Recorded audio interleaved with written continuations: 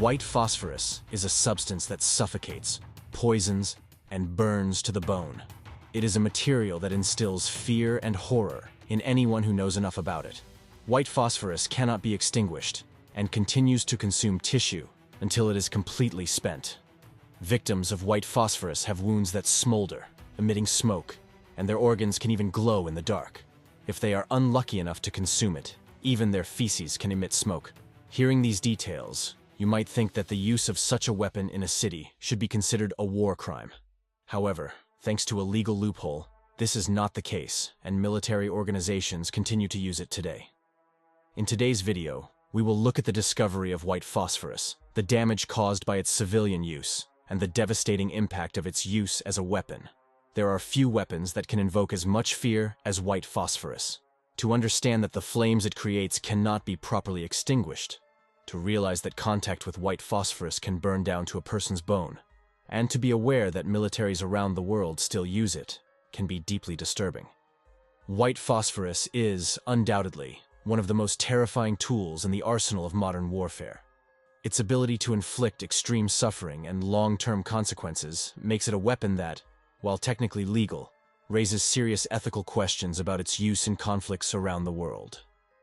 White phosphorus is a wax-like chemical substance that is pyrophoric, meaning it automatically ignites upon contact with oxygen.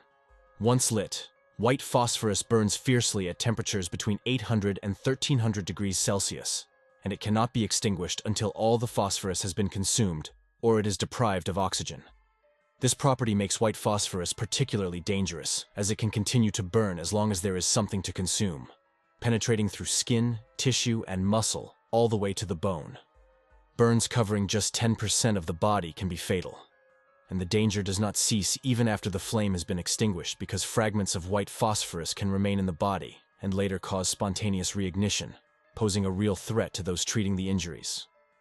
White phosphorus was first discovered in 1669 as a result of experiments by the alchemist Hennig Brand, who, in his quest to create the Philosopher's Stone, a legendary substance capable of turning cheap metals into gold, distilled urine and burned the residual mass. This process produced phosphorus gas which, when condensed underwater, turned into a wax-like substance with the property of glowing in the dark. White phosphorus was not immediately recognized as a dangerous chemical. Pharmacists even sold phosphorus-laced pills that were purported to treat gout and asthma, or even improve intelligence. Everything changed in 1831 when Charles Sauria introduced white phosphorus into the production of matches as an ignition agent. This move led to an increase in mortality, particularly among the workers who produced the phosphorus and the women who made the so-called lucifer matches. Phosphorus vapors are extremely toxic, and repeated inhalation led to a dreadful disease known as phossy jaw, where the bones of the jaw begin to dissolve inside the face. Symptoms included tooth loss, abscesses, and deformities, and in 20% of cases, the disease was fatal, with many women literally losing their lower jaws. Once it was finally understood that white phosphorus was not for consumption, it began to be used as a rat poison, and its effectiveness in this role was terrifying. When ingested or absorbed into the bloodstream, white phosphorus attacks the kidneys, liver, and heart, causing liver swelling, vomiting, diarrhea, seizures, multiple organ failure, and an excruciatingly painful death. With a new poison on the market, murders became common, using phosphorus-laced matches soaked in brandy or wine. These dark cocktails were originally concocted to induce abortions or as a male aphrodisiac, but often resulted in the death of those who drank them. Due to public outrage over the suffering of former matchgirls who were left without parts of their jaws, the use of white phosphorus in matches was finally banned in 1906. The history of white phosphorus in the match industry is just one trace of its dangerous past. Despite the ban, phosphorus remained present in many everyday items, including rodent poisons, where it continued its deadly course. White phosphorus was first used militarily during World War I, when the British Army began adding it to grenades. The United States and Japan soon followed suit, and by World War II, a range of deadly options had been developed, including mortar bombs, shells, rockets, and grenades. These were popularly nicknamed Willie Pete, or William Peter, after the initials WP.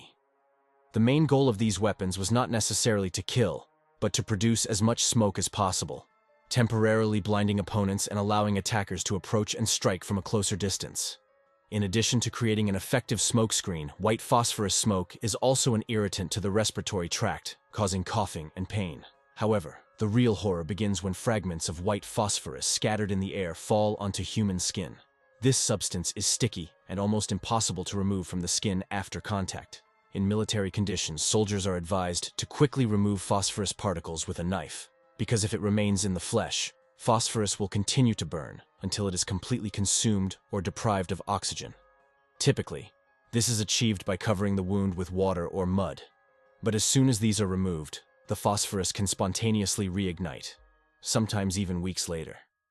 Medical personnel must be extremely cautious when handling patients injured by white phosphorus, as there are known cases where smoke and flames have burst from wounds during bandage removal. Even attempts to clean the wounds can cause the phosphorus to reignite, further complicating treatment. Due to these properties, phosphorus burns require special medical attention and complex treatment procedures, including surgical removal of dead tissue, wound disinfection, and skin grafting. Systemic toxicity from white phosphorus is also a serious threat. When a sufficient amount of phosphorus is absorbed through the skin, it can cause poisoning that goes through 3 phases. The first phase includes gastrointestinal symptoms such as vomiting and diarrhea, which can lead to shock and death within 48 hours. The second phase may be asymptomatic, giving patients a false sense of recovery, but many enter the third phase a few days later, when toxins significantly damage the central nervous system and cause multiple organ failure, often resulting in death. Treating victims of white phosphorus is incredibly challenging, especially in war zones where medical resources are lacking. Despite severe burns, it is occasionally possible to save patients, but the recovery process is lengthy and fraught with challenges, including the need for multiple skin transplants and prolonged pain, scarring, and permanent loss of functions, such as the inability to close eyes or hair loss that will never regrow, are just some of the long-term effects that victims must endure. These horrifying effects of white phosphorus on the human body, coupled with its ability to cause extreme suffering and death, make it one of the most controversial and terrifying weapons, whose use continues to raise ethical and moral dilemmas in the international community. During the Vietnam War, the United States used white phosphorus to destroy the Viet Cong's tunnel networks, where its combustion consumed all the oxygen, suffocating people hiding inside. This tactic, while effective, was particularly horrific and represented a significant humanitarian issue. The legal controversy surrounding the use of white phosphorus continues today. Although white phosphorus is banned as an unnecessarily cruel rat poison, it remains in the arsenals of many countries' militaries. Protocol 3 of the UN Convention on Certain Conventional Weapons, which came into force in 1983, defines incendiary weapons as those primarily designed to set fire to objects or to cause burn injuries to persons. However, white phosphorus, despite its incendiary effect, when used as a means for smoke screening, can be argued that its anti-personnel or incendiary effect was not intentional, which gives the users of white phosphorus a basis for plausible deniability. Human Rights Watch has documented the use of white phosphorus in Gaza in 2009 in civilian areas, describing it as indiscriminate. One of the survivors, Saba Alo-Hal Lima, was admitted to the hospital with deep burns down to the bone, and 5 members of her family died from white phosphorus, including her husband, her 3 young sons, and her 15-month-old daughter. These examples confirm the terrifying damage that white phosphorus can cause, cementing its status as one of the most disturbing weapons in modern warfare. Since I'm unable to show images of white phosphorus wounds in this video due to their graphic content, I encourage you to look them up on Google to personally see the harrowing stories and severe consequences of white phosphorus injuries.